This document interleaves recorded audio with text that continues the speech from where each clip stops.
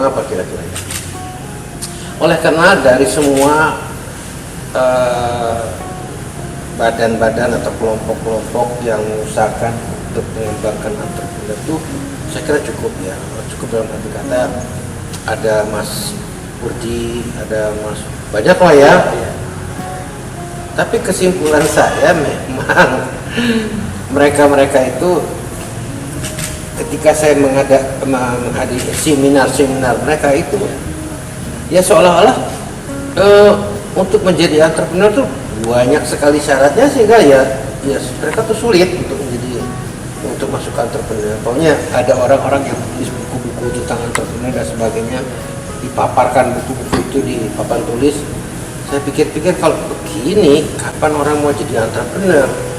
Nah ironisnya mereka-mereka yang katanya bisa menjadi orang jadi entrepreneur dan lain, dia sendiri bukan entrepreneur lah. Ironis tuh ya Mas ya. Dia sendiri bukan entrepreneur, jadi bagaimana nggak ada penghayatannya? Gimana dia bisa tulis buku-buku itu? Jadi saya kira ini yang salah adalah sesungguhnya kita harus mulai membebaskan diri kita dari tiga. Ini udah Anda katanya? Sudah. Masuknya bagus nggak? Bagus. Oke, kita dekatkan aja sih. Jadi ada tiga hal sebetulnya, tiga titik yang sebelum kita bergerak itu yang kita harus coba membebaskan diri dari itu. Pertama, Anda bebaskan diri dulu dari rasa takut. Itu satu. Keduanya, Anda bebas untuk mengharap. Ya. Kita bebas berharap ya. Bebas berharap lah ya. Ketiganya adalah kita bebas, kita punya kebebasan membebaskan belenggu yang ada di otak kita yang namanya jalan pikiran. Jalan pikiran, the way of thinking itu, kenapa otak kita itu dibelenggu? Oleh karena Anda mulai dari SD dulu, sekolah, terus ke SMP, ke SMA, ke tingkat akademis, itu yang Anda kumpulkan sebetulnya apa? Informasi kan? Ya betul. Ya. Lah informasi ini adalah menceritakan sesuatu atau menggambarkan sesuatu yang sudah terjadi kemarin kan? Ya. Atau minggu lalu kan? Betul. Atau bulan lalu kan? Ya. Atau setahun lalu kan? Atau kejadian yang sudah lama sekali. Lah kalau diibaratkan roti yang udah seminggu tuh udah gimana keadaannya? Udah agak kadaluarsa ya. Kadaluarsa ya. Kalau setahun yang lalu gimana? Roti busuk ya. Lah otak kita ini isinya roti busuk gitu loh. Ya. Dan kalau ibaratnya kita mengumpulkan informasi, itu nggak bedanya kita tuh menjadi pemulung. Pemulung apa? Pemulung sampah karena informasi udah terjadi yang kemarin kan. Jadi ini otak kita adalah kita jadi pemulung apa? Pemulung sampah. Apa artinya? Otak kita isinya penuh sampah.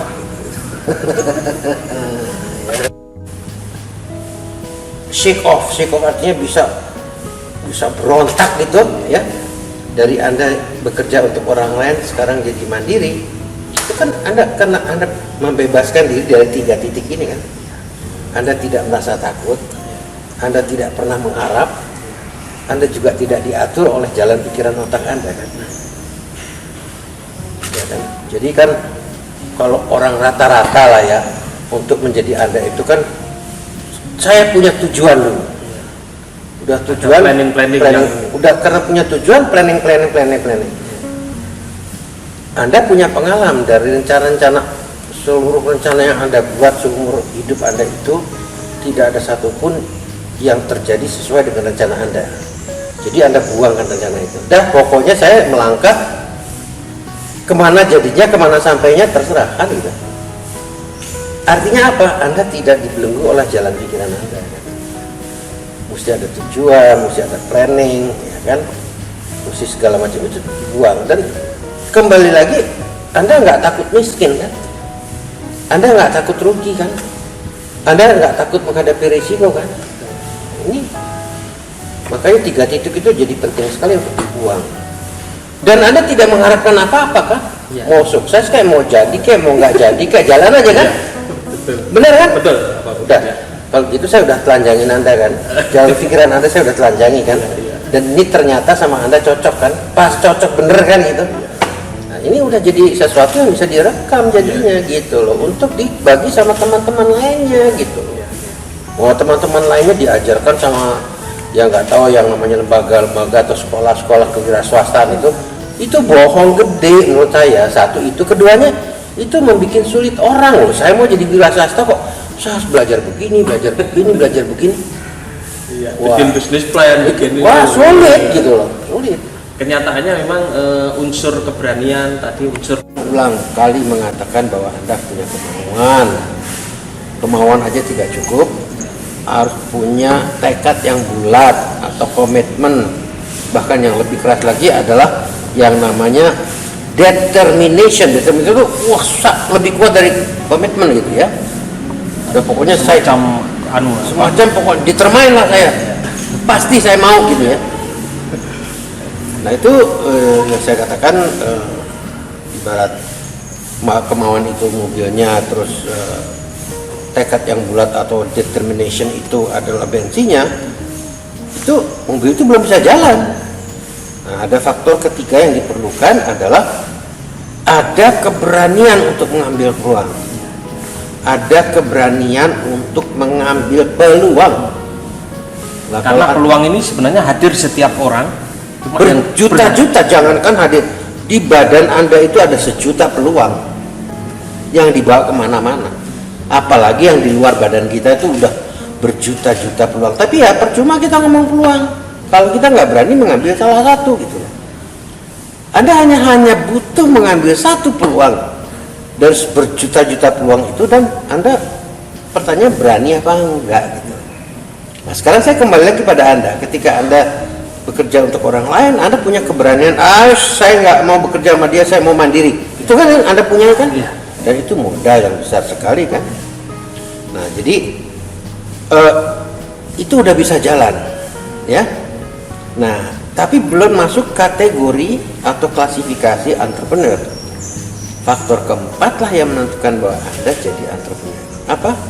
Anda berani, Anda tidak cengeng, Anda tahan banting. Jadi faktornya adalah mau, determination, tekad, keberanian mengambil peluang, tidak cengeng dan tahan banting. Bener kan pada awal-awalnya Anda dibanting-banting kan? Bener kan? Remek kan? Oke. Nah, faktor penutup ini saya kira yang paling penting. Kenapa? Lalu saya mengatakan saya nggak pernah punya tujuan dan tidak punya rencana. Menurut saya ada yang maha perencana untuk saya. Master planner, saya punya master planner. Saya tinggal ngikuti apa yang dimaui oleh master planner ya. Tapi harus punya kendaraan untuk mengikuti itu. Ikhlas ya kan. Nah sebelum ikhlas kamu harus percaya dulu bahwa ada master planner kita yang namanya iman. Nah setelah kita iman, percaya bahwa dialah yang membuat rencana buat kita, apapun jelek dan buruknya itu dia yang paling bagus, yang paling tepat, yang paling mengetahui. Ya itu harus, kalau lagi ditimpa kejelekan dan kesulitan, kegagalan serba negatif, ya Anda harus terima itu sebagai bagian daripada hidup Anda yang sudah ditentukan dari sana. Pak Bob, ini mungkin yang sering, mengapa tidak kita mulai dari? Pasti takut. Kenapa? Otaknya makin banyak sampahnya. Ya. Ini yang saya katakan bahwa orang-orang itu dibelenggu oleh jalan pikirannya sendiri, ya kan? Pasti takut karena dia tidak bisa membebaskan diri dari belenggu itu. Nah, jadi saya kembali ke faktor pertama yang 3 titik tadi, jangan takut dan jangan berharap, dan harus bebas berpikir, tidak dibelenggu otak kita dengan jalan pikiran kita, ya kan? Ya jadi kembali lagi ke 3 titik ini, takut, berharap, dan belenggu jalan pikiran kita. Pertanyaan Anda kan, makin tinggi orang belajar makin takut ya. Karena di pelajaran itu semua sampah yang mengatakan, oh kamu kalau mau begini harus beginian. terlalu banyak atau setiap kali mau apa-apa itu ada perkataan harus. Dari awal saya udah bilang kan, bebaskan diri dari segala tekanan selemah apapun. Jadi bagi kita entrepreneur tidak ada perkataan harus, bebas mengalir gitu. Kalau sudah masuk unsur harus begini, nggak jalan, atau malah terbelenggu, malah jadi terbelenggu karena kamu harus begitu, padahal saya nggak bisa begitu. Ya udah nggak jalan kan. Nah, selain sesudah kita bebaskan dari itu, dari semua itu, yang terpenting dan paling penting untuk memulai, lupakan segala teori, lupakan segala apa macam, bertindak, artinya melangkah. Ya sudah, besok melangkah satu lagi, besok melangkah satu lagi. Kenapa kita nggak berani melangkah? Kalau orang-orang yang belajar ekonomi ada yang namanya skala ekonomis, ya. Kalau tidak sebesar itu ya buat apa usaha, ya kan? Untungnya cuma buat makan aja nggak cukup gitu ya. Wah, itu namanya belenggunya masih masih bekerja itu. Dia masih terbelenggu. Ya kembali lagi, jangan takut. Jangan, namanya satu langkah kok ya. Atau silahkan pilih mau 15 langkah tapi kaki patah-patah gitu, silahkan gitu. Ya kan? Berarti di sini kalau ada kurikulum yang salah dalam perkuliahannya Pak ya, sekarang ada kuliah kewirausahaan gitu di setiap perguruan. Berarti omong kosong itu... yang namanya kuliah kewirausahaan, ada sekolah kewirausahaan, omong kosong semuanya. Untuk menjadi wirausahaan begitu gampangnya sih, melangkahlah satu langkah. Nah, yang gampang itu banyak orang nggak percaya, ya terserah gitu loh. Karena banyak orang yang terbelenggu otaknya, mau jadi wirausaha harus begini, harus begini, harus begini. Nah sekarang nggak ada keharusan, kamu mau minum apa gitu aja. Ya kata harus untuk wirausaha. Jadi pertanyaan kamu itu ya ada sekolah wirausaha, itu omong kosong semuanya. Karena itulah belenggu-belenggu yang makin erat gitu. Yang mengunci kita untuk tidak bergerak itu adalah informasi seperti itu gitu. Jadi orang-orang yang mencoba menulis buku tentang wirausaha and keuangan, yang ya ini majalah ya harus cuma cuplikan dan wadah aja. Jadi wirausaha ini tidak ada sekolahnya, yang ada tindakan. Orang sepintar kayak apapun, orang yang paling pintar nggak bakalan jadi wirausaha, malah cenderung orang yang pintar nggak akan jadi wirausaha gitu. Nggak akan. Orang wirausaha yang asli itu adalah orang-orang yang nggak pernah sekolah, yang goblok-goblok, yang bodoh-bodoh. Bener. Udah baca kan bukunya, mau kaya buat apa sekolah?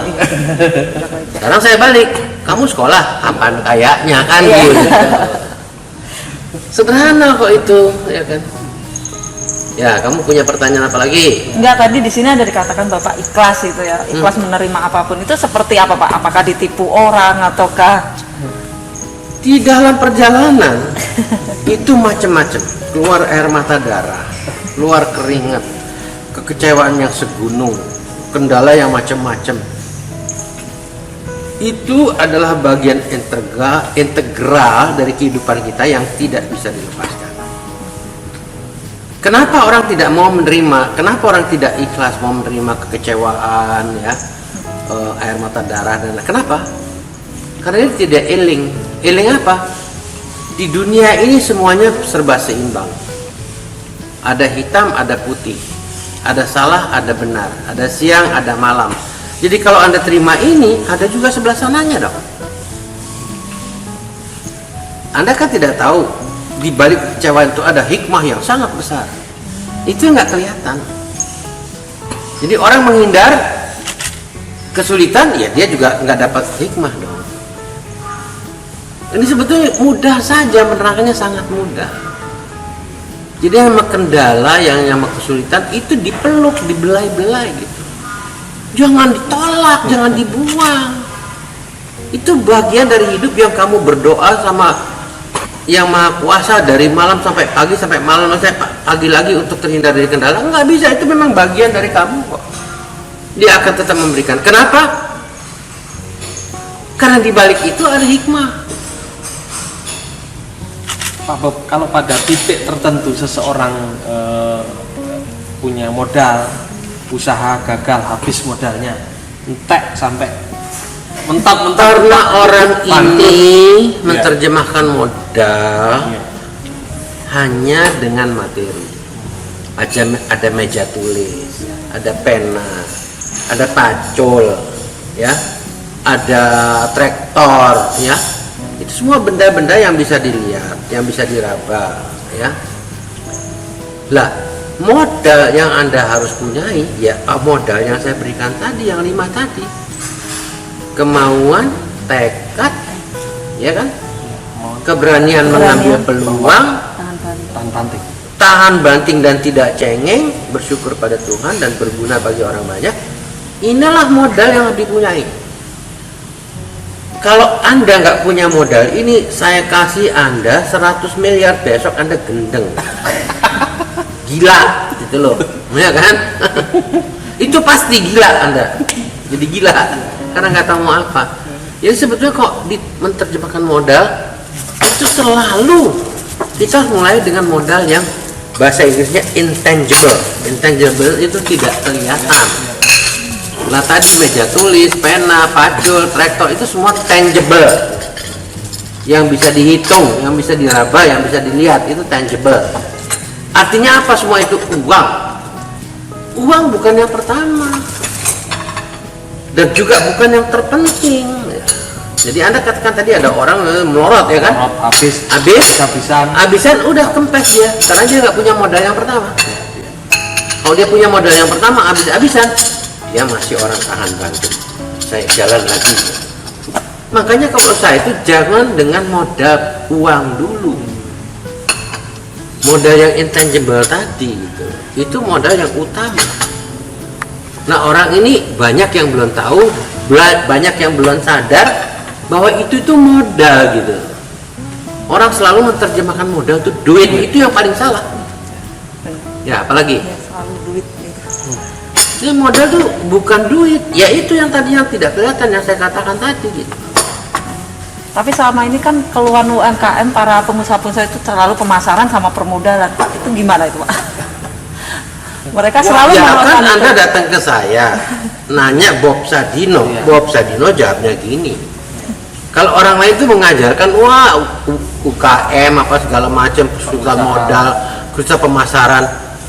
Nah itu jangan dibicarakan, loh. Itu masuk kesulitan yang Anda harus ambil gitu loh. bagian dari Hidup penting Anda. tadi. Anda nggak bisa jadi wira swasta kalau Anda tidak bisa menerima kesulitan itu. Misalnya nggak ada modal, dia mulai nggak pakai modal. Saya mulai nggak pakai modal. Bahasa Betawi bilang modal peler ya. Modal kan? Nah itu. Dia usaha nggak pakai modal kok. Dia berani.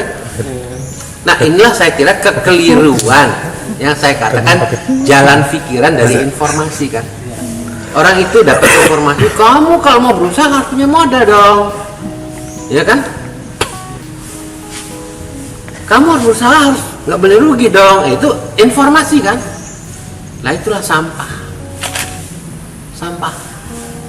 Ini masih ada satu hal yang sampah itu yang belum kita bersihkan gitu, Pak Bob. Itu artinya Sampah tidak harus selalu dibersihkan. Tugas Anda bagaimana mengolah sampah itu jadi pupuk. Atau Anda keluar dari celah-celah sampah-sampah tadi. Sampah itu mau tidak mau Anda dapat, setiap detik Anda dapat sampah.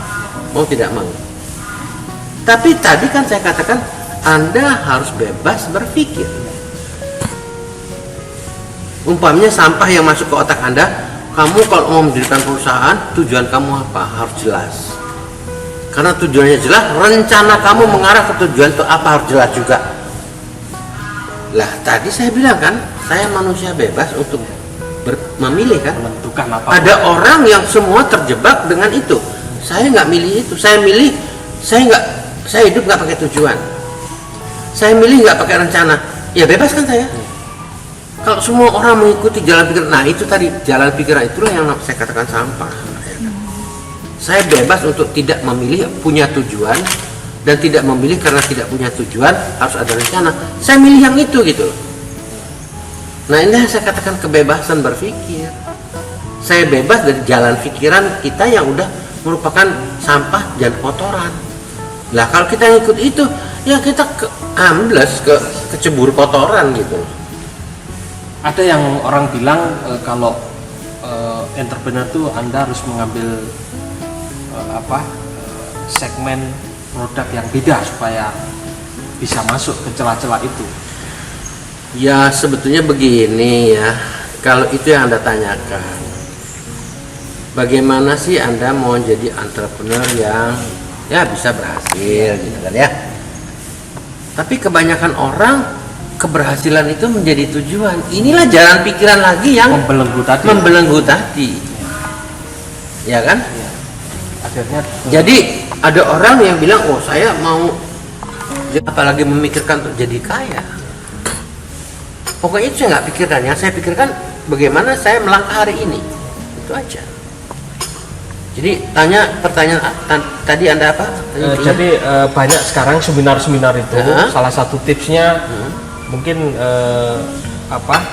salah satunya tadi ada juga yang menyarankan misalnya Anda harus berani juga, tapi Anda harus mengambil segmen. Ya yang begini ya, artinya segmen itu saya waktu mulai saya nggak milih-milih, apa ada di depan mata saya aja ya. Dan sebetulnya kalau betul-betul mau seperti apa yang katakan tadi harus memilih. Ya. Sebetulnya ada beberapa jalan. Saya nggak pakai gula ya. Begini, sebetulnya saya ingin menerangkan bahwa segmen apapun pada waktu apapun, apakah waktu dulu dan waktu sekarang dan waktu yang akan datang, bisa Anda tembus. Anda pertama, jadilah Anda orang pertama. Ya kan? Pokoknya Bob Sadino adalah orang pertama kali memperkenalkan telur dan ayam untuk bangsa ini dan negeri ini, ya kan? Ya nanti diikuti orang, saat diikuti orang ya Anda terserah mau ikut terus atau ya, orang pertama lagi. Bob Sadino juga adalah orang pertama yang melaksanakan yang namanya memproses daging olah. Jadi sosis, daging asap, corned beef dan lain-lain. Saat itu ya kan? Produk seperti itu belum asing. Belum ada. Sangat asing. Jadi yang pertama kan. Ya. Ya mungkin tidak semua orang ya bisa jadi yang pertama karena sulit sekali. Ya kan menjadi pertama. Oke. Kalau Anda tidak bisa jadi orang pertama, jadilah yang terbaik. Yang kedua ini ya. Yang pertama tadi orang pertama jadi yang pertama, yang kedua yang terbaik. Umpamanya Anda udah begitu banyak majalah. Tapi kok Anda mau masuk ke perusahaan majalah lagi?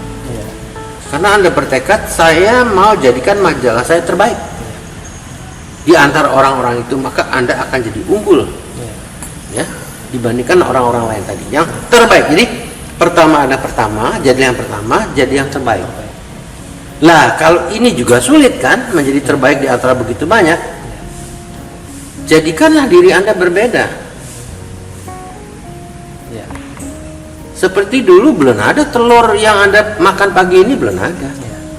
Ayam yang Anda makan hari ini tahun 70 belum ada. Ya, saya berbeda. Saya mengadakan telur tapi telur yang berbeda. Telur ada, telur ayam kampung. Waktu itu telur. Tapi telur saya beda.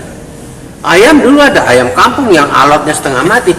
Saya memperkenalkan broiler yang dimasak 10 menit udah empuk banget gitu.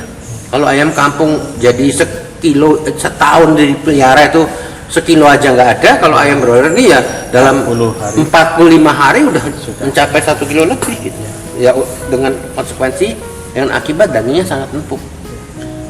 Kita ulangi ya, jadilah yang pertama, yang terbaik. jadilah yang terbaik atau berbeda lah. Berbeda. Ya, lakukan sesuatu yang berbeda. Jadi be the first, be the best, be different. Nah ini bahasa Inggrisnya enak gitu ya. Ya, Pak Bob, ini ada saya ini keliling ke beberapa kota. Kapasitas saya sebagai majalah wirausaha, ada banyak narasumber yang kami wawancarai, dan ada juga banyak pembaca yang ingin bertanya, tolong dong diberikan satu liputan yang sangat simpel supaya saya bisa meniru. Nah ini agak saya ini menerjemahkan bagaimana menerjemahkan contoh yang simpel bergandengan dengan mudah ditiru. Gimana Pak Bob? Kalau belajar maksudnya contoh apa? Misalnya contoh pengusaha. Ini kan banyak pengusaha, saya mengambil banyak contoh, ada praktisi, ada pembelajar pembelajaran, ada jagoan seminar tentang kewirausahaan. Nah, masing-masing kami berikan ruang. Ya. Tapi pembaca kami tambah bingung karena juga bagaimana memulai. Ya, saya cenderung untuk tidak memberi jawaban ini. Kenapa? Ya. Karena saya cenderung untuk tidak menambah kebingungan orang itu. Cuman satu aja yang saya ingin katakan, melangkahlah, bertindaklah. Ya kan? Ketika bertindak, senangilah apa yang Anda kerjakan. Ini kuncinya. Jadi kalau orang nanya, saya mau ngerjain apa ya? Saya mau lihat contohnya bagaimana ya? Saya tidak akan berikan. Kenapa? Saya punya tanggung jawab, ketika saya berikan itu dia akan tambah bingung. Mungkin nggak Pak Bob, dari peluang misalnya sekarang ini peluang lah sebetulnya kalau itu yang ditanyakan, ya. Lalu contohnya akan selangit tidak terbatas gitu loh. Ada orang jual kangkung sukses, ada orang yang jual gado-gado sukses, ada orang yang jual buah-buahan sukses, ada orang yang menjual cuap sukses, ya kan? Ada orang, ya ini pertanyaan itu menurut saya harus dipotong. Jangan diberikan jawaban itu gitu loh. Ketika Anda berikan jawaban, Anda tidak membantu dia apa-apa, atau Anda membantu dia menjadi tambah bingung. Yang Anda katakan,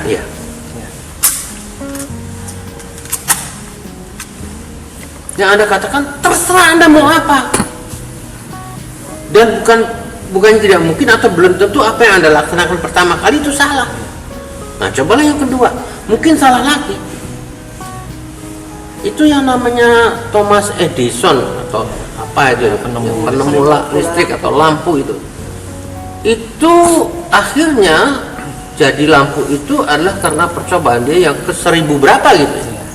Pertama kali gagal, kedua kali gagal, ketiga kali gagal. Yang namanya Colonel Sanders, Kentucky Fried Chicken, KFC, dia membuat resep berapa ratus resep dia tawarkan itu baru kesekian ratus dia baru berhasil. Tentu mereka sudah mencoba sendiri. Mencoba lagi dan mencoba lagi dan mencoba lagi. Orang itu tidak putus asa, ya kan? Lah pertanyaan Anda kan pertanyaan yang cenderung semua orang mau mempersingkat suksesnya. Ya terserah kalau bisa gitu loh. Berarti memang dan juga orang itu punya tujuan untuk sukses. Tekanannya tambah berat di pundaknya. Karena dia mau sukses. Saya nggak pernah mau sukses. Maunya ngalir aja Pak. Saya nggak pernah mau kaya. Lah ini mungkin bedanya orang banyak sama saya. Saya jadi kaya karena saya nggak pernah mau kaya. Saya jadi sukses karena saya nggak pernah memimpikan sukses. Lah orang-orang ini belum apa-apa, belum bertindak sudah mau sukses. Inilah yang saya katakan itu jalan pikiran kualitas sampah. Ya. Jadi pertanyaan tadi itu ini jawaban saya gitu loh. Orang-orang itu mau gampang ya. Kalau memang mau cari contoh, cari aja tukang gado-gado yang sukses, tukang bakso yang sukses, ya. Mbak Yu siapa tuh yang bikin kacang goreng apa segala macam Lestari. Ya Mbak Yu Lestari ya. Atau sate si siapa gitu kan, itu ada sejuta itu dan saya cenderung untuk tidak memberikan itu. Tambah bingung, mau majalah apa kamu itu loh ya, ada segudang majalah terserah, tambah bingung dia. Itu jawabannya atas pertanyaan Anda adalah saya tidak mau memberi jawaban Nah, Yuk, Kit. Jadi Pak, kalau sukses bukan jadi tujuan, kira-kira apa Pak yang bisa? nah, sebenarnya Anda tahu, cuman nggak bisa keluar.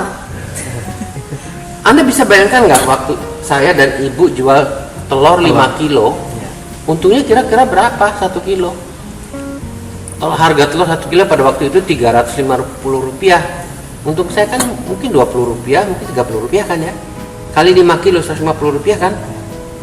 Bagaimana saya bisa memimpikan naik Jaguar dengan keuntungan 150 perak? Bagaimana saya merencanakan membuat rumah ini? Ya kan? Nah itu jawabannya gitu loh. Itulah sebabnya saya nggak pakai rencana. Dan kamu tahu nggak apa yang saya hasilkan ini apa sebetulnya? Bukan tujuan. Lalu kalau bukan tujuan apa?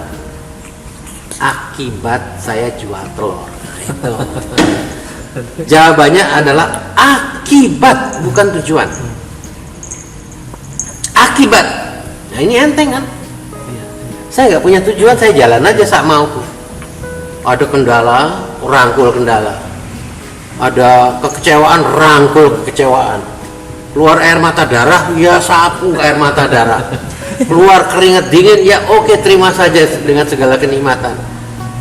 Ini kalau berpikiran seperti Pak Bob dan apabila orang lain juga bisa mengambil jalan pikiran seperti itu, saya pikir ini indah hidup ini, Pak. Indah sekali, dan belum tentu dia bisa jadi Bob Sadino, atau sebaliknya dia akan bisa lebih dari Bob Sadino. Ya, ya, Makanya tadi saya katakan unsur kelima, ya, terimalah dengan ikhlas. ya. Karena ikhlas Apa yang telah ditentukan di sana gitu. tapi itu bukan sebuah kepasrahan, Pak Bob ya. Loh, pasrah dulu dong. Pasrah ya. Ya kan? Karena pasrah ini menjawab keimanan. Anda punya iman, saya percaya padanya. Saya akan kembalikan semuanya percaya padanya. Tapi ikut bukan berarti pasrah itu bukan berarti tidak berusaha ya. Berusaha tetap ya kan? Ya. Tapi kalau nanti ketika berusaha Anda gagal, terimalah dengan ikhlas. Karena tadi saya katakan di balik kegagalan itu ada Hikmah ya. hikmahnya yang lebih dari yang luar biasa gitu. Lah, rumah ini kan terdiri dari sekian ribu kegagalan. Iya, Baru jadi rumah ini kan. Lah ini saya nggak tahu apakah ini pencerahan. Menurut Anda apa nih? Anda baru dengar jalan pikiran saya seperti ini? Belum pernah sebelumnya. Nah ini. Kalau saya melihat yang sekarang itu sangat kental pencerahannya. Jadi pencerahan dari sisi semakin banyak orang mendapatkan informasi tentang bagaimana harus berwirausaha, Makin bingung. makin bingung. Semakin orang melihat bahwa kendala, tantangan, Semakin menolak. semakin dia menjauh. Menjauh. Jadi, Lah saya katakan tadi, rangkullah kendala. iya, iya. Ya, belai-belailah kekecewaan. Ya, kesulitan-kesulitan itu ya bawa-bawa jalan-jalan bersama-sama. Gitu. Ya kan? Jangan menghindar. Karena itu udah bagian dari hidup kita yang dianugerahkan oleh Sang Pencipta. Karena apa? Karena di balik itu semua ada hikmahnya yang akan juga dia berikan pada kita, anugerahkan pada kita. Lah ini harus diterjemahkan gitu. Yuk, silakan kalau kembangin pertanyaan. Pak Bob ini tidak semua wartawan diberikan akses bisa bertemu dengan Pak Bob di pagi hari ini. Nah kita alhamdulillah dengan visi majalah ini yang ingin memberikan Pak, banyak entertainer lain juga mengadakan seminar. Itu kalau menurut Pak Bob Diundang sendiri sebagai- diundang sebagai pembicara, narasumber. pembicara narasumber. Apakah di situ ada kesetaraan nggak Pak antara Pak Bob sama pembicara yang lain dengan cara Kayaknya berpikir kalau yang- saya dengar dari yang pernah mendengar sebelumnya orang-orang yang juga diundang, saya adalah orang yang paling berbeda. Tidak ada persamaannya dengan siapapun yang berbicara terdahulu. Saya paling ekstrim dalam memberikan menerangkan sesuatu yang terkait dengan wira swasta ya. Artinya ya tadi saya katakan tidak ada sebetulnya sekolah wira swasta, tidak ada buku wira swasta, tidak ada aturan-aturan baku bagaimana seseorang harus jadi wira swasta. Bahkan saya katakan tadi, Anda membebaskan diri dulu dari tekanan apapun, selemah apapun tidak boleh ada tekanan. Anda harus bebas berpikir. Ya kebanyakan ya mereka ya ikut teori-teori baku gitu. Dan ini yang saya kira yang menjadi kendala, karena itu yang saya sebutkan sampah yang ada di otak kita gitu. Tapi dengan audiens gimana Pak? Mereka lebih menerima atau itu Pak Bob karena Pak Bob sudah berhasil seperti itu gitu? Ya itulah yang itu ada penanya-penanya yang pintar. Pak Bob, zaman Pak Bob sama zaman saya lain. Zaman Pak Bob dulu serba gampang, ya kan? Zaman kita nih saing udah berat, udah segala macam. Orang itu mencoba outsmarting saya. Dia mencoba menjadi lebih pintar, atau dia menunjuk kayak Pak Bob. Pak Bob itu pengecut sebetulnya. Pak Bob bisa sukses karena Pak Bob punya peluang zaman dulu. Coba Pak Bob zaman sekarang, dia akan bilang nggak bakalan Pak Bob bisa sukses. Nah, terus saya kasih apa? Saya kasih yang 3 tadi kan? Saya kasih unsur-unsur yang bisa menembus seluruh lorong waktu kan. Be the first, be the best, and be different. Udah dia kelengkap. Tadinya sok jago dia gitu. Nah, ini pasti Pak Bob nggak ada jawabannya. Ya begitu saya beri jawabannya udah ada. Atau kalau kita lihat kan keunikan yang akhirnya bisa dikembangkan oleh Pak Bob itu kan lebih banyak karena pengalaman hidup Pak ya. Nggak ada sekolahnya kan ya. Nggak ada sekolah. Boleh dikatakan seperti itu. Nah, sekarang apakah dengan mempelajari misalkan pengalaman Pak Bob itu boleh dikatakan orang-orang seperti kita yang nggak punya pengalaman yang sama gitu, itu bisa meniru lah istilahnya gitu. Kalau dalam teori perilaku itu kan, kalau kita bisa meniru perilaku Pak Bob itu, insya Allah kita mungkin suatu saat juga bisa mencapai kesuksesan yang sama. Itu yang pertama Pak. Terus yang kedua, apakah keunikan itu sangat punya peran yang besar pada saat awal-awal Pak Bob berbisnis, juga pada saat sekarang gitu, pada waktu Pak Bob sudah menjalankan kapal bisnis yang cukup besar gitu, keunikan itu masih punya pengaruh atau punya peran yang besar juga gitu? Ya, saya katakan kan, saya tidak pernah ngerti apa keunikan saya. Iya. Yang mengatakan saya unik itu Anda semua, ya. Tapi saya tidak merasakan sebuah keunikan. Kenapa? Karena obrolan saya dengan Anda itu berbentuk sharing. Saya membagi pengalaman saya dengan Anda. Saya bukan teoritisi yang bisa menceritakan pada Anda harus begini. Tadi pada awal-awal saya katakan, untuk menjadi seorang entrepreneur harus bebas dulu dari kata harus ini, harus ini, harus. Dia harus bebas. Dia tidak boleh ada kata harus yang menekan pundaknya. Harus mengalir gitu Pak ya? Dia harus mengalir saja. Dia diminta mengalir. Makanya saya katakan tadi, bukan keharusan orang itu punya kemauan dari itu kan sandaran saja. Silakan Anda menyandar ke sana. Kemudian yang Anda barusan katakan tadi, saya sharing. Nah, ketika saya sharing, ini bukan berarti ini sebuah ilmu atau apa. Saya kembalikan pada Anda, apa sih yang Anda bisa serap dari saya, dan apa yang Anda bisa dan mau serap, dan kenapa mesti Anda jadi Bob Sadino gitu, ya kan? Anda kan tidak mau jadi duplikasinya Bob Sadino, di mana orang bilang, oh ini Bob Sadino benar, lalu nama jatinya hilang. Itu enggak, saya kira enggak. Nama jatinya hilang, enggak ada orang yang mau begitu. Jadi Anda punya kebebasan untuk menjadi diri Anda sendiri, untuk mengembangkan diri Anda sendiri. Kalau toh Anda sharing dengan saya, mungkin yang dalam hati Anda akan mengatakan, saya nggak mau jadi Bob, saya mau lebih dari Bob Sadino gitu. Kenapa mesti dibatasi jadi Bob Sadino? Mestinya Anda beyond, artinya Anda harus lebih dari Bob Sadino begitu. Nah, untuk jadi Bob Sadino itu tadi saya sudah berikan panjang lebar ya, macam-macamnya.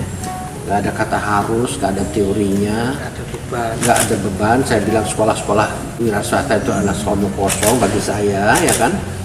Saya katakan ada 3 titik yang Anda harus bebaskan ya. Saya ulangi, Anda harus bebas dari rasa takut, Anda tidak boleh mengharap apa-apa, dan lepaskan belenggu jalan pikiran Anda sendiri. Nah ini yang paling sulit adalah membebaskan dari belenggu jalan pikiran Anda sendiri. Kenapa? Karena memang otak Anda udah diisi dengan sampah-sampah informasi ya. Umpamanya kalau orang mau berbiasa, mau berusaha itu tujuannya apa? Nah karena ada tujuan, rencana untuk mencapai tujuan itu apa? Itu standar, semua orang akan berpikir, semua orang kecuali saya. Saya memilih tidak pakai itu. Saya hidup nggak pakai tujuan karena saya nggak punya tujuan, saya nggak punya rencana. Kalau saya ngomong di depan siapapun pasti dibilang Bob Sadino gila. Ya terserah gitu. Tapi resep seperti itu apakah juga diinikan kepada putri-putri, Pak? Loh, otomatis kalau saya begitu, filsafat ini itu saya terapkan pada putri saya. Ketika putri saya mau sekolah ya saya sekolahkan. Kemana terserah dia. Nggak ada beban ya. Nggak ada beban. Mau kemana terserah dia. Sampai saya terapkan dia. Dua-duanya perhotelan. Satu di Swiss, satu di Singapura. Itu nggak ada yang mengerucut ke nanti misalnya akan berbisnis di agrobisnis. Saya katakan kan, saya nggak, orang yang nggak pernah punya tujuan, masa itu saya terapkan pada anak saya. Kamu harus punya tujuan, enggak? Silahkan, bebas kamu. Nah sekarang contoh konkret, anak saya yang sekolah di Swiss perhotelan itu sekolah yang nggak main-main, sekolah yang terbaik di dunia ya kan. Sekarang dia ngapain? Dia jualan pecel lele di pinggir jalan. Saya bahagia sekali. Dia jualan pecel lele di pinggir jalan. Saya bangga dan saya bahagia. Karena apa? Oh anak ini ternyata mau mulai dari yang paling nol bawah. Bahwa nanti akibatnya apa itu dia sendiri yang akan tahu, kita sendiri yang akan buktikan. Justru Dan tidak dia juga tidak punya tujuan. Saya senang. Kenapa sih kamu jual? Saya senang aja Pak. Berarti saya narik kesimpulan dia nggak punya tujuan juga. Silakan. Mau bapaknya nggak punya tujuan, kenapa kita mesti memaksakan anak kita harus punya tujuan? Itu kan nggak masuk di akal gitu. Boleh nggak Pak kalau saya sebut bahwa apa ya istilahnya? Pak buka jaket dulu deh, saya kelihatannya maaf. Kalau saya naik ini Pak. Bilang sekarang barangkali intuitif itu atau intuisi bagi saya tidak ada Mas Jati. Kamu minta sama pembantu satu lagi cangkir. Apa udah lengkap ya? Minta sama. Intuisi tidak ada. Nah kalau saya katakan intuisi tidak ada, bagaimana Anda menerangkan bahwa saya tidak punya intuisi? Tujuan nggak punya, intuisi juga nggak ada. artinya kan apa ya, ada semacam klik gitu loh Pak pada waktu memutuskan ini memang nggak rasional, tapi barangkali saya nggak tahu ada semacam klik. Oh ya, Anda sadar nggak Pak? Ini sebetulnya yang ngomong bukan Jati. Yang ngomong adalah jalan pikiran Anda yang isinya sampah otak Anda. gitu. Sadar nggak? Nggak sadar ya? Oke. Kalau orang bisa berhasil karena intuisi, alangkah tidak adilnya dunia ini. Anda nggak punya intuisi, jadi kenapa sih Bob punya intuisi? Nggak adil dong. Jadi menurut Anda apa itu yang salah? Yang salah jalan pikiran Anda yang terbelenggu tadi. Bahwa Anda kira orang berhasil itu harus punya intuisi. Kan sering kita Terjemahan saya intuisi apa? 999 langkah yang sudah saya lakukan. Maka langkah saya yang ke-1000 itu yang Anda panggil intuisi. Jago bener nih Bob ya, tahu-tahu bisa begini, bisa begini. Yang Anda tidak ngerti sebelum saya itu ada 999 langkah yang saya lakukan. Seperti si Thomas Edison yang punya kegagalan 1000 kali kegagalan, tiba-tiba dia mendapatkan lampu. Twing, ya kan? Atau si yang namanya Colonel Sanders yang beberapa perusahaan yang dia datangi gagal, tiba-tiba terjadi Colonel Sanders yang namanya Kentucky Fried Chicken. Itulah yang otak sampah Anda mengatakan itu intuisi. Ya, otak Anda tuh sampah gitu. Nah ini jeleknya kan, jeleknya informasi yang dapat dari Anda. Kenapa? Ya Anda dari kecil isinya cuma informasi tok, belajar. Makanya ada buku yang judulnya kalau mau kaya buat apa sekolah. Dibalik lagi Anda sekolah, kapan mau kayanya? Nah ini salah satu contoh yang saya cerita tentang otak yang terbelenggu Mas. Sadar Anda bahwa otak Anda udah terbelenggu kan? ya artinya Anda ngomong dengan intuisi. Dari mana Anda dapat kata intuisi? Informasi Mas. Ya kan? Nggak ada Nah, makanya Anda bebas gitu, bebaskan Anda informasi gitu. Nah, bebas informasi apa? Ternyata Bob Sadino mengatakan keterangannya langkah dia yang ke-1000 setelah dia 999 langkah gagal. Maka langkah ke-1000 itulah yang Anda namakan intuisi. Saya katakan dari awal gak ada intuisi itu. artinya action oriented gitu ya Pak. Jadi kita mengalir mengerjakan ini itu ini. Ya, saya lebih cenderung untuk memakai perkataan mengalirnya ya. Nah, ini yang tidak pernah bisa diajarkan oleh teori. Teori mengalir itu tidak ada. Nggak ada teori mengalir. Karena teori itu terstruktur kan Pak. Teori itu terstruktur. Jeleknya ini saya katakan kan, Anda dipengaruhi oleh jalan pikiran Anda, di mana lama-lama way of thinking Anda itu berubah menjadi struktur. Kalau sudah menjadi struktur, sudah menjadi kokoh sekali sehingga Anda harus percaya pada intuisi karena itu kokoh gitu loh. Kalau orang nggak ada intuisi nggak bisa sukses, itu udah struktur namanya gitu. Terus kalau dalam pembelajaran entrepreneurship itu Pak Bob, kira-kira yang masih relevan itu apa ya kira-kira? Yang masih Saya dari awal sudah saya katakan tidak ada pembelajaran entrepreneur, tidak ada. gitu ya, Pak. Yang ada adalah langkah dan langkah dan langkah dan langkah. Kalau saya cerita sama Anda adalah saya membagi pengalaman saya pada Anda, tarik kesimpulannya bagaimana, ya kan? Nah, nanti kalau memang Anda tidak bisa membebaskan diri dari semua sampah yang ada di otak Anda, ya Anda tidak akan kemana-mana, macet gitu. Dari cerita saya Anda tarik kesimpulan yang sebebas-bebasnya. Artinya bebas juga daripada belenggu jalan pikiran Anda sendiri. Dan inilah yang tidak bisa Anda dapatkan begitu saja. Anda melatih exercise, latihan. Ya, saya tidak begini, saya tidak langsung bisa ngomong gini hari ini 25 tahun yang lalu. Saya bisa begini karena saya sudah melalui waktu 36 tahun ya di dalam usaha saya ini. Sudah pengalaman empirisnya sudah ada. Ya, saya tidak ada satu hal yang saya ngomong yang tidak ada isinya. Iya, karena pengalaman Jadi tidak ada langsung. kosong ya. Ya. Apapun yang Anda ingin jelas dari saya Ya. punya sandaran empiris. Iya.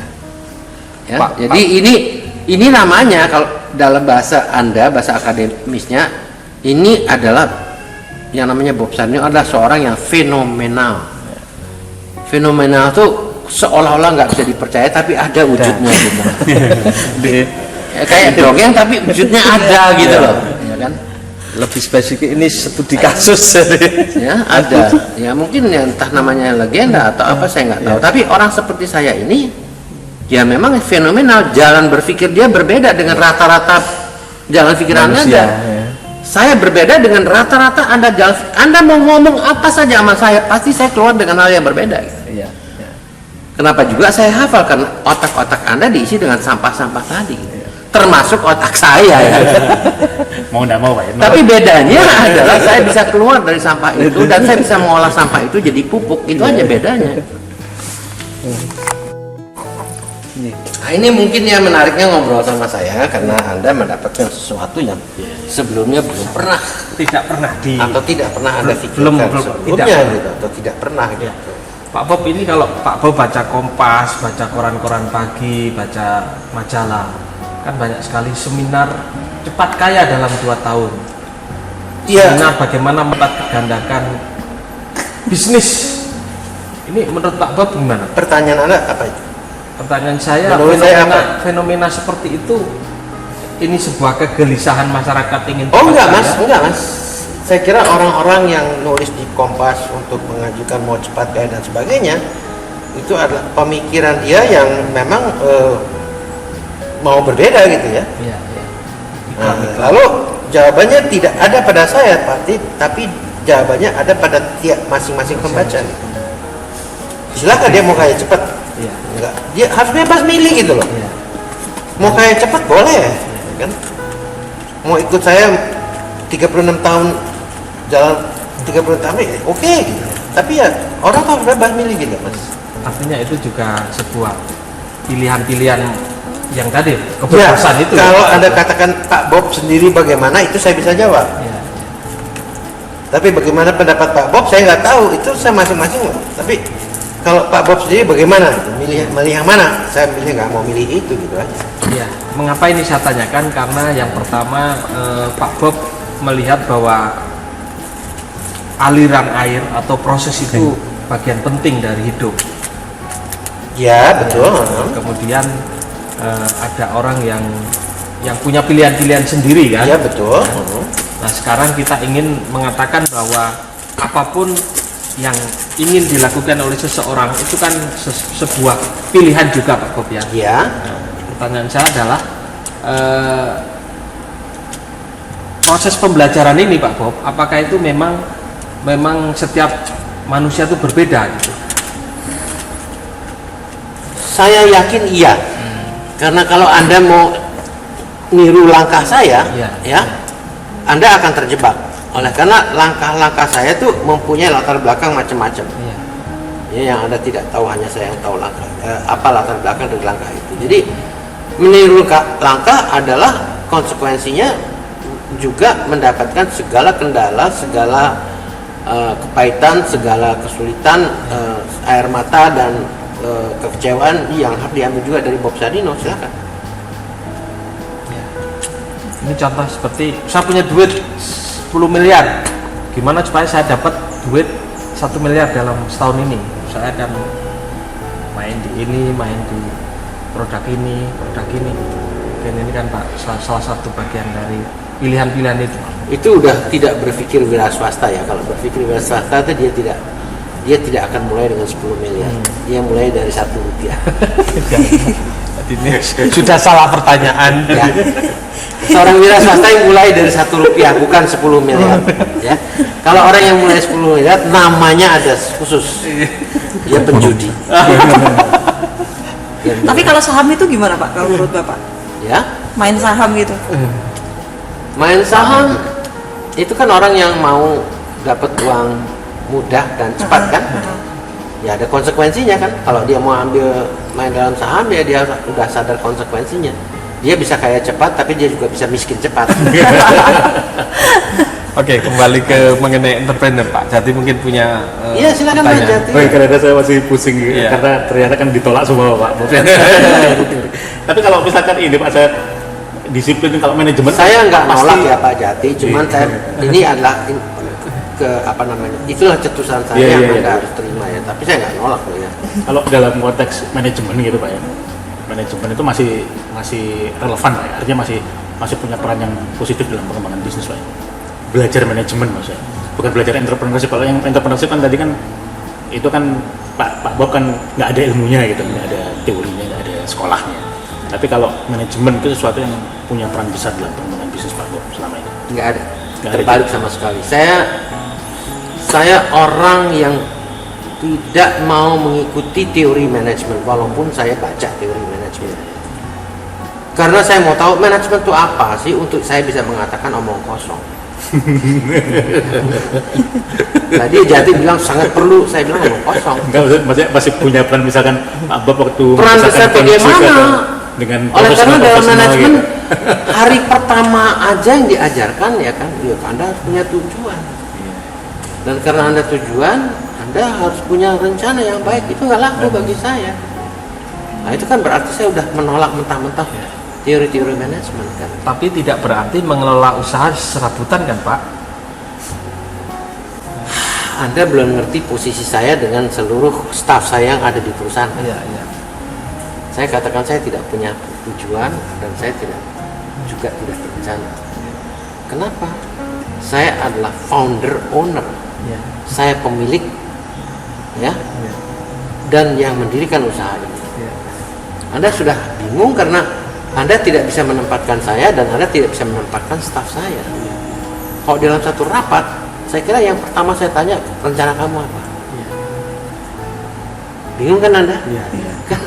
Jadi Anda tidak bisa memisahkan kedudukan entrepreneur dan kedudukan employee. Pada waktu Anda bekerja di majalah, Anda ditanya kan, rencana Besok- Anda apa? besok apa? Besok mau apa? Temanya Liputan apa? Anda, temanya apa? Nah, sekarang semua Anda, suka-suka Anda. Iya. Bahkan cenderung saya nggak Jati, sampah yang ada di otaknya Jati itu yang ngomong.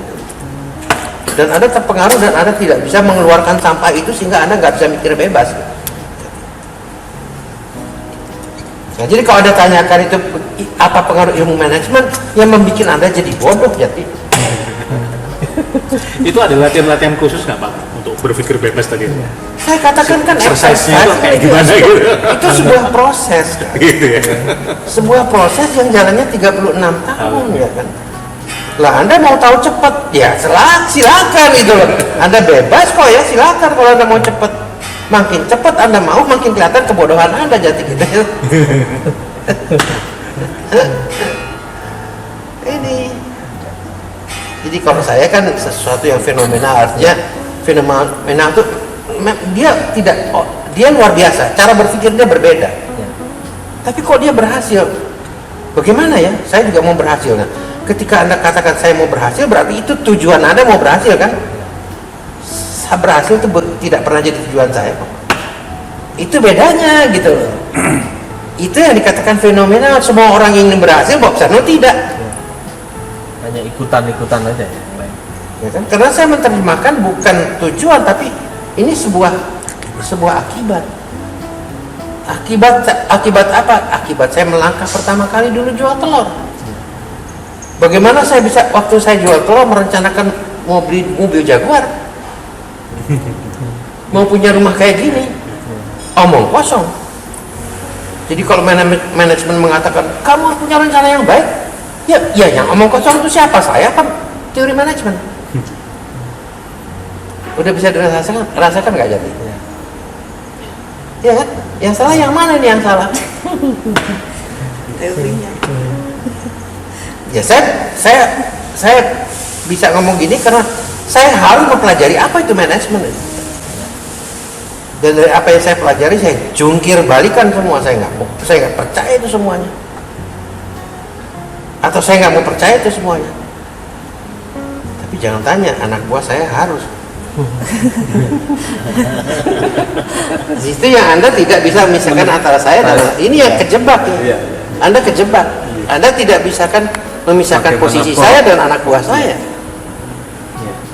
Anda bisa kan Bob Sadina itu founder owner. Dia bebas berpikir apa saja yang dia mau. Ya kan? Dia bilang nggak punya tujuan boleh aja, tapi anak buahnya harus punya tujuan dong.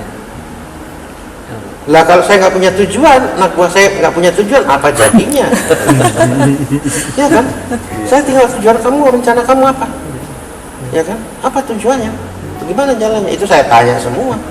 Sesuai dengan ilmu manajemen yang Anda pelajari. Tapi saya tidak harus tunduk dengan ilmu itu kan? Jadi yang namanya getting things done through other people kental saya lakukan, makanya saya jadi pengangguran. Ya kan? Karena apa? Ya itulah teori manajemen yang saya terapkan, terapan daripada teori manajemen. Anda baru ngomong tentang teori manajemen,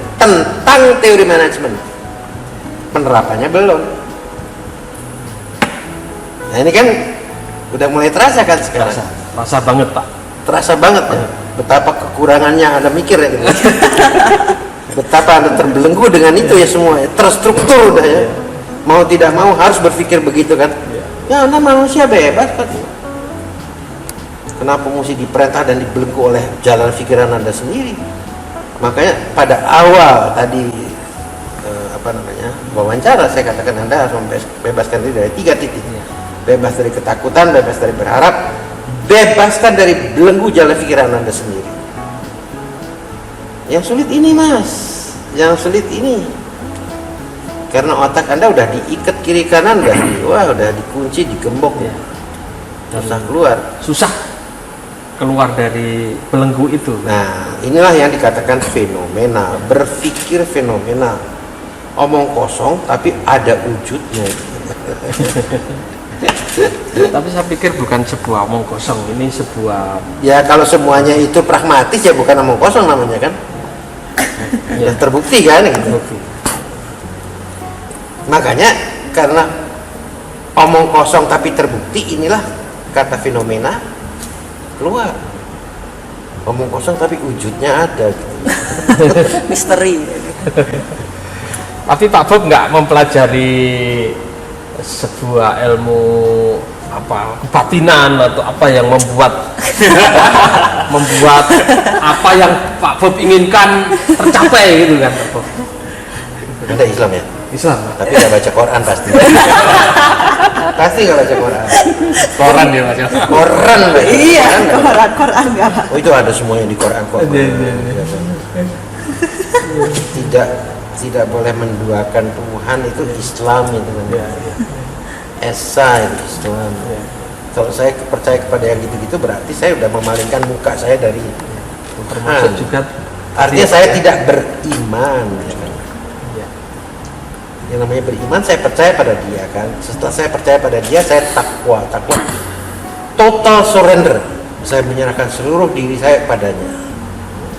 Dengan cara apa? Dengan kendaraan apa? Kendaraannya ikhlas. Jadi apapun yang terjadi pada saya, Itu apa maksudnya? Mungkin maksudnya Kais ini dalam konteks apakah itu ada korelasinya cara berpikir atau cara komunikasi dengan Tuhan itu ada pengaruhnya ke proses berpikirnya Pak Bob selama ini gitu kira-kira? Ada semacam spiritualitas gitu lah, maksudnya bukan ke arah kebatinan. saya kira sederhana gitu. Di Quran semua diterangkan, jadi saya tinggal ikuti itu saja karena saya beriman pada itu gitu loh. Saya tidak ada pikiran macam-macam gitu loh. Sesederhana membaca isi Quran gitu. Ya saya Islam ya kan. Jadi itu kewajiban saya untuk membaca itu, dan apa-apa yang saya lakukan ya sandarannya itu gitu loh. Jadi kalau pertanyaan Anda tadi dan lain-lain itu ya sepertinya ya semuanya ada di dalam Quran, apa yang boleh, apa yang tidak boleh kan. Iya, betul. Segala kesadaran saya lihat Jati bingung sekali, dibilang bodoh-bodoh dan sebagainya. Terserah Anda mau terima atau enggak, itu enggak. Keikhlasan saya, ketulusan saya kan. Pada waktu kita mau ketemu Pak Bob Sadida kita udah siap mental jadi nggak mau. Kalau saya malah nggak sih. Sebetulnya inti dari pembicaraan dengan saya, keluar Anda dari halaman ini sudah nggak jadi orang, bukan Jati yang kemarin, bukan. Udah jadi Jati baru. Es itu juga udah jadi manusia baru. Inilah misi yang saya emban, sesuai dengan tujuan dia bagaimana Pak Bob bisa menularkan ya entrepreneur yang lain. Saya mulai dengan menggeser paradigmanya. Karena apa? Selama paradigma itu tidak bergeser, sampai mati pun Anda nggak akan bergerak. Jadi yang benar, nama kamu saya lupa. Isdianto.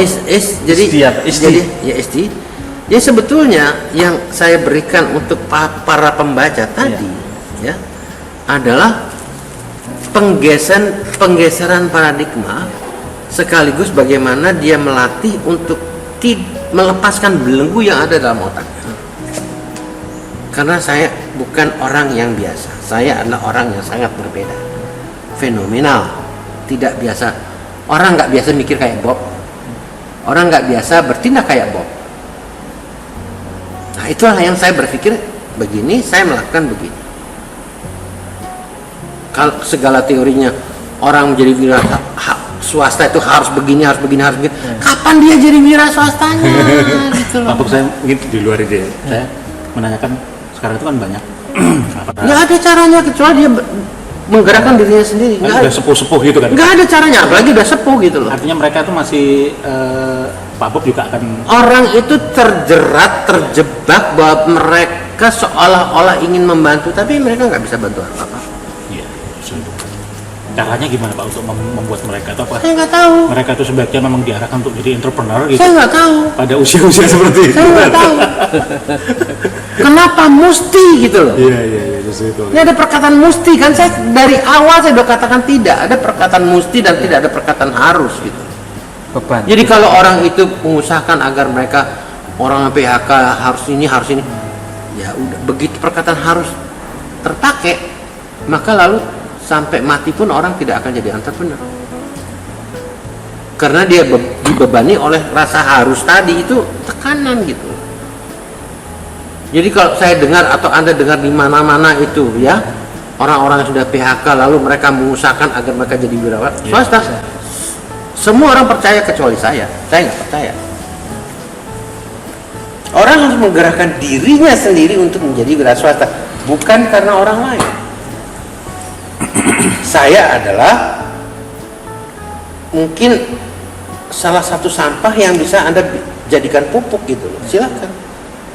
Tapi informasi dari saya juga sifatnya sampah kan? Sampah kan? Barusan Anda kan mendengarkan sampah yang saya keluarkan kan? Iya kan? Cuma nanti bagaimana pengolahan kita Nah, sendiri. bagaimana Anda mengolah sampah saya tadi gitu loh. Ini informasi dari Bob Sadino. Dari awal saya katakan informasi adalah sampah. Jadi Anda sekian lama di sini, Anda sedang mengumpulkan sampah yang keluar dari Bob Sadino gitu loh. Ya kan? Tambah bingung kan Anda? Ya saya berhasil berarti. Ketika Anda bingung, Anda berpikir. Ketika Anda berpikir, Anda secara tidak sadar sedang menggeser paradigma Anda. Anda tidak lagi jadi S2 yang kemarin, tapi S2 yang baru karena makan sampah. Iya kan? Nah sekarang Mas Jati atau apa? Isti. Sebetulnya kesimpulan dari obrolan kita yang selama 1,5 jam ini ya, Esti ya. Iya. Nilai tambah apa sih yang Anda dapat dari saya? Secara pribadi nilai tambah itu adalah saya menghilangkan step-step tujuan yang pernah membelenggu saya. Itu yang pertama. Yang kedua, kita semakin punya keberanian. Keberanian untuk tidak punya tujuan. Karena itu terberat. Jati bisa meresapi dia. Bisa meresapi dia. Ya, walaupun dalam kenyataannya belum tentu seperti itu. Dia ngomong seperti itu. Saya kira dalam awal Begitu kebaliknya. dalam awal berpikir dia sudah berubah. Detik ini udah berubah dia. Keberanian untuk tidak punya tujuan. Jati berani nggak punya tujuan? Masih ragu-ragu. Itu yang Masih ragu-ragu. Kenapa? Karena Anda kebanyakan belajar teori manajemen. Dan itulah yang sudah terstruktur pikiran Anda sehingga Anda nggak bisa lepaskan itu. kerangka-kerangkanya. Karena teori manajemen, Anda harus punya tujuan yang jelas. Itu kental-kental Anda diajarkan oleh teori manajemen. Seseorang itu harus punya tujuan yang jelas dulu dalam kehidupan ini. Dan karena Anda punya tujuan yang jelas, Anda harus berencana yang baik untuk mengarah ke tujuan itu. Artinya apa? Pikiran Anda udah terstruktur, nggak bisa dirubah lagi. Orang Betawi bilang kasihan deh loh. Ya kalau ini loh Pak Bob, saya ini sebenarnya yang membuat kadang-kadang kita nggak berani punya tujuan itu Belum bebas. apa, nggak berani tujuan, nggak berani Tidak boleh takut, nggak boleh takut, nggak boleh tujuan, tidak boleh mengharap, tidak boleh harus melepaskan belenggu dalam pikiran. Yang barusan Anda katakan termasuk titik mana ini? Titik takut kan? Anda takut, ya. ambil risiko, Anda takut ini, takut ini, semua takut. Intinya kenapa Anda takut? Anda takut miskin, itu aja intinya. Itu intinya.